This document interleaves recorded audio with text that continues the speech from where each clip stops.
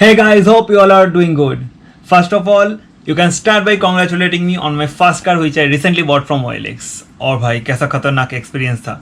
So if you're here watching the thumbnail, let me tell you I'm not gonna disappoint you because इस video में मैं बताने जा रहा हूँ मेरा खुद का एक्सपीरियंस OLX से सेकेंड हैंड कार खरीदते हुए. I came across some fraudsters and आपको मिलेगी कुछ ऐसे फर्स्ट हैंड टिप्स ताकि आप ऐसे OLX फ्रॉड केसेस से खुद बच पाए, सावधान रह सके और अपना पोटेंशियल लॉस बचा सके.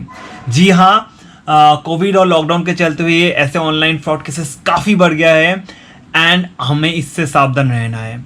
So before I go ahead with my story, let us see some of the very concerning statistics over here.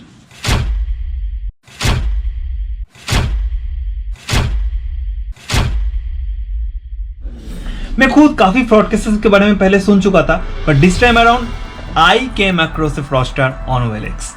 So I stumbled upon a really good offer on OLX for a second-hand car, and I immediately contacted the concerned person on OLX. We exchanged number and he wanted to continue on WhatsApp. मुझे भी लगा चलो यही better है. The price was so reasonable that I skipped any kind of negotiation with this guy on the price, and this guy introduced himself to be an army person posted in Fort William, Kolkata, and उसने ये भी बताया कि he cannot meet himself and show me the car क्योंकि army वालों को बाहर के किसी से भी मिलना अलाउड नहीं है कोविड के लिए. मुझे लगा चलो ठीक है. उसने ये भी मेंशन किया कि आपको आपके एड्रेस पे आपको गाड़ी भेज दिया जाएगा एंड अगर गाड़ी आपको पसंद आता है तो आप ले लो, नहीं पसंद आता तो I will take it back. And ये भी उसने मेंशन किया था कि गाड़ी का जो नेम ट्रांसफर है वो भी आर्मी से ही करवा दिया जाएगा. मुझे लगा चलो सोने पे सुहागा है, मेरा कोई टेंशन ही नहीं है सेकेंड हैंड कार खरीदने का, सब कुछ आर्मी से कर दिया जाएगा. लेकिन यहाँ तक बहुत कुछ गलत था जो कि मैं आपको पॉइंट वाइज बताऊंगा बाद में, तो वीडियो आपको देखते रहना है. बट ट्रस्ट में उस टाइम मुझे सब कुछ सही लग रहा था, सब कुछ बहुत नॉर्मल लग रहा था. इसके कुछ देर बाद उसने मुझे कॉल किया और उसने मुझसे मेरा आधार और पैन मांगा, एड्रेस प्रूफ और नेम ट्रांसफ़र के लिए, और उसके साथ उसने मुझसे 5,000 रुपये एडवांस मांगा. मैंने पूछा क्यों. उसने बता कि देखिए 100 रुपये ट्रांसफ़र जो ट्रांसपोर्ट चार्ज है आपके पास गाड़ी भेजा जाएगा उसके लिए है, और बाकी 5,000 रुपीज़ एडवांस है जो आपको वापस कर दिया जाएगा अगर आप गाड़ी नहीं लेते हो तो. And if you by the car it will be deducted from your car price. मुझे थोड़ा शक हुआ, लेकिन उसने मुझे थोड़ा इमोशनल ब्लैकमेल किया आर्मी के नाम पे कि मैं आर्मी से हूँ, इतना थोड़ी झूठ बोलूँगा. And more over he sent me his canteen वाला ID कार्ड जो आर्मी का कार्ड होता है वो मुझे व्हाट्सएप पे भेज दिया था. तो मैं कार्ड इंस्पेक्ट किया और मुझे लगा चलो ठीक ठाक ही लग रहा है, कुछ गड़बड़ तो नहीं लग रहा है. आर्मी का अपना कार्ड भेज दिया है एंड 5,000 रुपये के लिए थोड़ी इतना कोई मेहनत करेगा. तो आई वॉज ऑलमोस्ट कन्विंस्ड. उसके कुछ देर बाद ही अगेन कॉल मी एंड उस टाइम पे वो बोलता है कि जो 5,000 रुपये आपसे आप देने वाले उसके साथ और 11,500 रुपये आपको देना है. मैंने पूछा क्यों.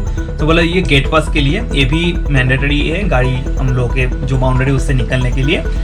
तो अगर आप गाड़ी लेते हो तो वो ये भी डिडक्ट हो जाएगा आपकी गाड़ी के प्राइस से, नहीं तो आपको रिटर्न कर देंगे. लेकिन मुझे अभी शक हुआ कि इतना सारा पैसा मैं एडवांस क्यों दे दूँ. तो मैंने उसको कुछ सवाल किया, गाड़ी रिलेटेड कुछ स्पेसिफिक सवाल किया, जिसका कोई अच्छा सही आंसर वो नहीं दे पा रहा था. उल्टा वो आर्मी के नाम पे बार बार ट्रस्ट गेन करने की कोशिश कर रहा था. एंड ट्रस्ट गेन करने के लिए उसने मुझे एक वीडियो कॉल भी किया जिसमें मुझे पूरा पता चल गया कि एक लैपटॉप पे वीडियो चल रहा है और उस पर कैमरा पकड़ के रखा हुआ है. तो यहाँ पे पॉइंट ये है कि ऑल दो सारे डॉक्यूमेंट्स वगैरह सब कुछ सही दिख रहा था. आर्मी का I card, transaction slip mentioning all the amount that I am suppose to pay and all.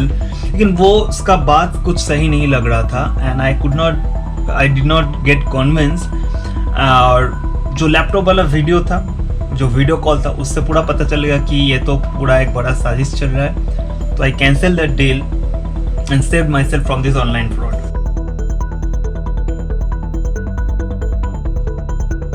देखिए ऑनलाइन फ्रॉड तो कुछ नया चीज़ नहीं है, पर हम में से हर कोई कुछ छोटे छोटे चीज़ को नज़रअंदाज कर देते हैं जिसकी वजह से हमको भारी मॉनिटरी नुकसान का सामना करना पड़ता है. मैं खुद भी ऐसे ही कुछ छोटे छोटे चीज़ को नज़रअंदाज कर दिया था जिसकी वजह से मुझे बहुत लेट से मालूम पड़ा कि ये एक फ्रॉड केस था।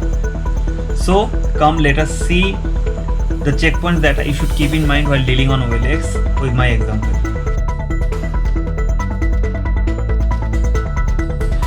सबसे पहले आपको ये देखना है कि whether the ad is genuine or not। बहुत सिंपल ये चीज़ पता करना। एक नंबर, आप ये देखो कि ऐड कितना पुराना है। ऐड अगर ज़्यादा पुराना नहीं, लाइक 1 से 2 दिन से ज़्यादा पुराना नहीं है, तो ये एक फ्रॉड केस हो सकता है, आप थोड़ा वेट कर जाओ। मेरे केस में जैसे कुछ चंद घंटे पहले ही ऐड बनाया गया था, लेकिन मैं उस टाइम पे नज़रअंदाज कर दिया था वो चीज़। और दूसरा चीज़ ये देखना है आपको कि whether the offer is too good to be true। इसका मतलब ये है कि आप जो चीज़ खरीदने जा रहे हो, सेकेंड हैंड जो आइटम खरीदने वाले हो, कार हो या कोई भी प्रोडक्ट हो, उसका एक मार्केट प्राइस होता है। जैसे कि मैं मारुति सुजुकी वैगन और 2014 का एक मॉडल देख रहा था जो 20,000 किलोमीटर के आसपास चला हुआ था। तो अगर देखा जाए तो ऐसे गाड़ी का प्राइस 2 से 3 लाख के अंदर होता है। But the ad that I was seeing, उसमें ये गाड़ी मुझे 72,000 में मिल रहा था। तो आप सोच सकते हो, this is a very good offer, like too good to be true kind of offer. तो ऐसे केसेस में आपको सावधान रहना चाहिए। और आप कैसे पता करोगे कि ये too good to be true है कि नहीं? आप अगर सिंपल OLX में ही सर्च करते हो, आपका जो आइटम है उस आइटम के नाम डाल के, मॉडल नंबर डाल के, तो आपको बाकी सारे एड्स भी आ जाएंगे। तो उससे आपको एक आइडिया हो जाएगा मार्केट प्राइस का। नेक्स्ट पॉइंट आपको ये देखना है कि whether the OLX user is genuine और नॉट। ये भी पता करना बहुत सिंपल है। जनरली जो फ्रॉड यूजर्स होते हैं वो 2 से 4 दिन से ज़्यादा पुराना नहीं होंगे। जैसे मेरे केस में उसी दिन वो आईडी बना हुआ था। एंड जनरली OLX का आर्टिफिशियल इंटेलिजेंस बहुत ही अच्छा है, तो वो फ्रॉड यूजर्स को डिटेक्ट कर लेते हैं और उनको खुद से डिलीट कर देते हैं। तो ज़्यादा पुराना तो कभी होगा ही नहीं। और एक ये चीज़ है कि जो फ्रॉड यूजर्स होंगे वो they will immediately want to switch your conversation to WhatsApp और कॉल। वो लोग OLX चैट पे बात नहीं करना पसंद करते, क्योंकि OLX चैट पे पता चल जाता है उनकी कॉन्वर्सेशन से OLX को पता चल जाता है ये फ्रॉड केस है, एंड वो ब्लॉक कर देते हैं वैसे यूजर्स को। So if the user is immediately trying to switch your conversation to WhatsApp और कॉल, तब आपको थोड़ा ठहर जाना चाहिए। ये एक फ्रॉड केस हो सकता है। एंड लास्ट पॉइंट, अगर ये जो फ्रॉड यूजर्स होते हैं ये मोस्ट ऑफ द टाइम खुद को आर्मी या पुलिस वाला बताते हैं ट्रस्ट गेन करने के लिए। वैसे तो आपको फ़र्क नहीं पड़ना चाहिए कि आपका जो सेलर है वो कोई भी बैकग्राउंड से हो सकता है, but most of the cases जो फ्रॉड यूजर्स होते हैं तो वो ऐसे आर्मी या पुलिस वाला बताते हैं आपको, तो आपको वो भी ध्यान में रखना है। जो आपको ध्यान में रखना है is about the photos and documents that you are being shared, वो जेन्युइन है कि नहीं।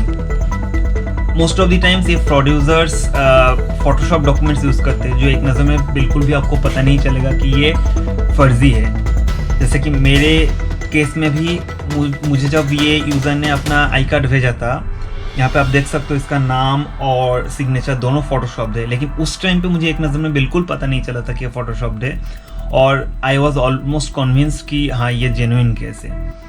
तो आपको बहुत ही अच्छे से इंस्पेक्ट करना होगा जो भी डॉक्यूमेंट्स आपको मिल रहा है व्हाट्सएप पे या जैसे भी करके, तो वो आप अच्छे से इंस्पेक्ट कीजिए। एंड दूसरा चीज़ ये है, you need to make sure जो फोटोज आप OLX पे ऐड पे देख रहे हो वो फोटोज भी जेन्युइन है, क्योंकि काफ़ी टाइम ये गूगल से डाउनलोड किया हुआ होता है। तो इन those cases to verify whether those documents are genuine or not, you can ask for documents like registration copy of car, अगर आप कार खरीद रहे हो, नहीं तो कोई अगर दूसरा प्रोडक्ट खरीदते हो तो you can ask for the original bill। अगर ये फ्रॉड यूज़र है तो उसके पास ये ऐसे डॉक्यूमेंट्स बिल्कुल भी नहीं होंगे, तो आपको तभी पता चल जाएगा whether the case is a genuine one or fraud one।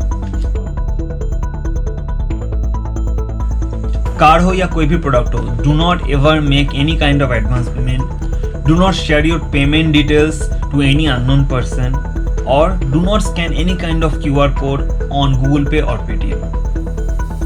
The first rule of buying any second-hand item is to inspect that item yourself in person। उसके बाद आइटम अगर आपको पसंद आता है उसके बाद बाकी सारे बात करना है। तो ये कोई OLX यूज़र अगर आपको आइटम खुद नहीं दिखाना चाहता है या खुद का लोकेशन शेयर नहीं करना चाहता है या आइटम आपके पास भेज देने की बात करता है, जैसे कि मेरे केस में, तो ऐसे OLX यूजर से सावधान हो जाइए, ये एक फ्रॉड केस हो सकता है।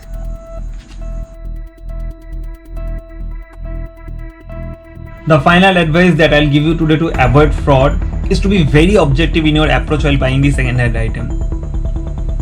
You should ignore any kind of extra or unnecessary exchange of information. आपको बिल्कुल फ़र्क नहीं पड़ना चाहिए कि ये जो OLX सेलर है वो कौन से फील्ड से बिलोंग करता है, आर्मी वाला है या पुलिस वाला है। And to be very objective कि मुझे खुद जाके ये आइटम को इंस्पेक्ट करना है, वेरीफाई करना है इसका कंडीशन, उसका प्राइस एंड टारगेट सेट करके बार्गेन करके डिसाइड करना है, एंड अगर पसंद आता है तो आइटम को खरीदना है। And it is always advisable when you are going to inspect the item, you take someone along, and after you are receiving the product then only you do the payment.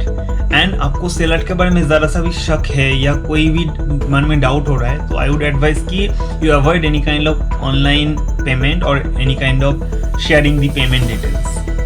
Best है कि आप cash में उसको पैसा दे दो। And finally before leaving I would advise you to take a copy of the Aadhaar card or any other ID card of that seller, ताकि in case of any dispute you can reach or trace this guy. So I hope this little piece of information that I could impart you through my own experience while buying a second-hand car from OLX will be helping you to avoid any kind of fraud while you will be buying an item from OLX or do any kind of other monetary transaction online. So if you have liked this video and if you have liked the content of this video, kindly do share as much as you can and do like and comment on this video. And if you are new to my channel, kindly do subscribe to my channel. I make a lot of travel videos that you will be liking, I am sure. Until next time, take care. See you again. Bye.